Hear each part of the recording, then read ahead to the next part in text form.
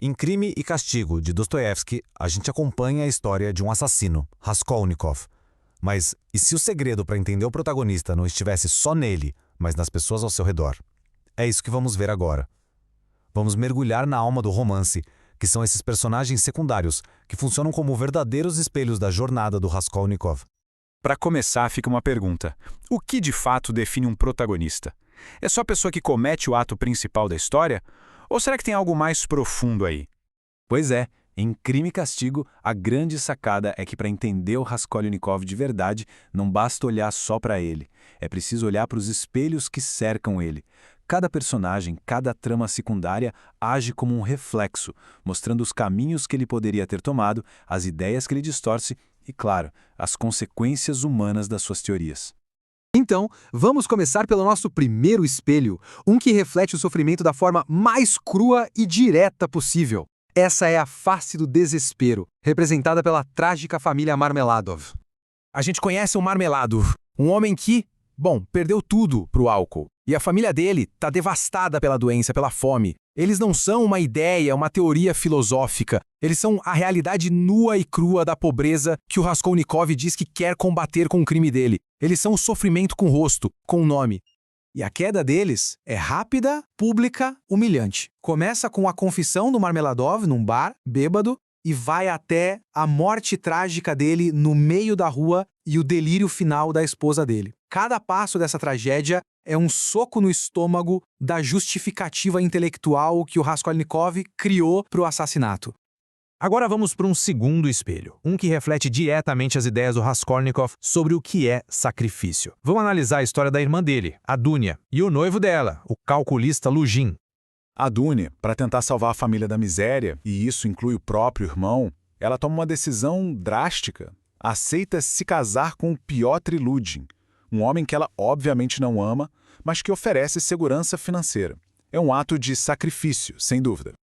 E aqui a gente vê o ponto central. Olha só que contraste. A Dunya sacrifica a si mesma pelo bem dos outros. Já o Raskolnikov, ele sacrifica os outros pelo bem da sua própria teoria. A ação dela, por mais desesperada que seja, nasce do amor. A dele, do orgulho intelectual. É uma diferença brutal.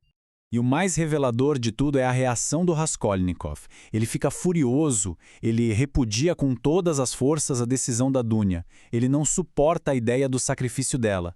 E por que será, né? Talvez porque, lá no fundo, ele reconhece a pureza da intenção dela e isso só joga na cara dele o quão podre é a sua própria teoria. O noivado, claro, não vai pra frente. O ponto de ruptura acontece quando Luzhin mostra sua verdadeira face. Ele tenta acusar falsamente a Sônia, a filha do Marmeladov, de roubo, e aí toda a mesquinhez dele fica exposta. A Dunya, então, escolhe a integridade moral no lugar da segurança e rompe o noivado. Agora, chegamos ao espelho mais sombrio de todos, o abismo do nihilista. Um personagem que mostra exatamente o que Raskolnikov poderia se tornar se ele abraçasse sua filosofia até o fim, sem nenhuma consciência. Estamos falando do sinistro Svidrigailov. O Svidrigailov já entra na história com uma péssima reputação, principalmente por causa do seu passado com a Dunya. Mas a importância dele cresce absurdamente quando ele, por acaso, escuta a confissão do assassinato. Naquele momento, ele se torna o duplo sombrio do Raskolnikov, o único que sabe da verdade. O Svidrigailov é basicamente a encarnação do niilismo levado às últimas consequências. Se o Raskolnikov fica só na teoria de estar acima do bem e do mal, o Svidrigailov vive isso na prática. Ele só busca o prazer, mas no fim só encontra tédio, vazio. Ele é um fantasma do futuro do Raskolnikov, um aviso do que espera por ele se não houver arrependimento. Os últimos atos dele são uma mistura muito bizarra de depravação e caridade. Depois de ser rejeitado de vez pela Dunya, ele parece desistir de tudo. Ele usa a fortuna que tem para ajudar os outros, mas esses atos de bondade não trazem nenhuma redenção. Para um homem que viveu sem moral, a bondade no fim não consegue preencher o vazio. E aí o suicídio se torna a única saída lógica. Bom, então como é que todos esses destinos se amarram no final? Ao juntar esses três reflexos, a imagem completa fica muito mais nítida. A gente consegue ver não só a alma do Raskolnikov, mas o argumento central do próprio romance. Cada uma dessas histórias mostra um destino possível para o Raskolnikov. Ele poderia ter sido simplesmente esmagado pela pobreza e pelo desespero, como os Marmeladov. Poderia ter tentado um tipo de sacrifício moralmente complicado como a Dunya. Ou poderia ter se afundado de vez no abismo sem sentido do Svidrigailo. E essa é a conclusão fundamental. Os personagens secundários em Crime e Castigo não estão lá para encher linguiça, de jeito nenhum. Eles são a bússola moral do romance. São eles que nos ajudam a navegar pela mente atormentada do Raskolnikov, mostrando as consequências humanas reais de ideias perigosas.